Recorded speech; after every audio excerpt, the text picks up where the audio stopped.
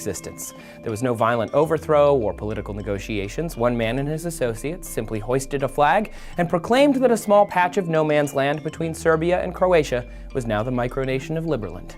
With an eager population, plans for a constitution, financial system, and a slogan, the nation seems well on its way to legitimacy. But can you really just show up and invent a brand new nation? Technically, yes. So, how exactly do you do it?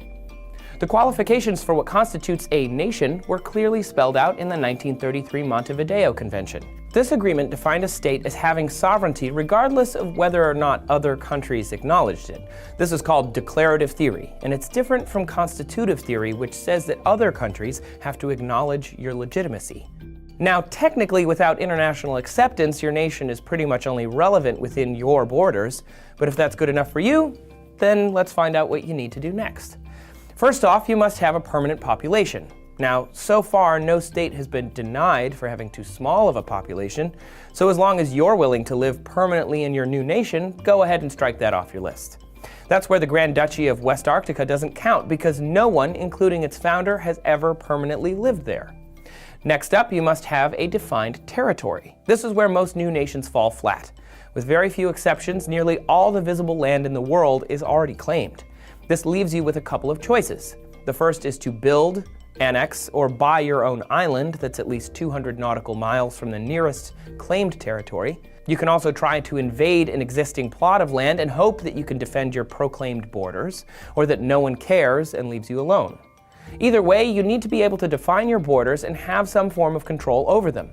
The micronation Republic of Minerva was invaded and reclaimed by Tonga over a territory dispute. Remember, if you can't fight back, don't try to take another government's land. Now, provided you've found or built some clearly defined area, the next thing you need is a government. All a government really is a source of administrative power that makes policy decisions about a country's goals, security, justice system, infrastructure, and economy. So to figure out what kind of political system you like, democratic, despotic, anarchist, that's up to you. And draft a quick constitution laying out your micronation vision, and that should do it. Finally, you must have the capacity to enter into relations with other states. So send an email, fax, letter, homing pigeon to your nearest neighbor saying hi, and you should be good to go on that front as well. Starting your own nation is actually pretty easy, provided that you've got the undisputed land on which to do it. Of course, that's easier said than done. Without undisputed land, someone somewhere will demand that you pay them taxes. If you do, then you're not really an independent state, like the Christiania Commune of Denmark. If you don't,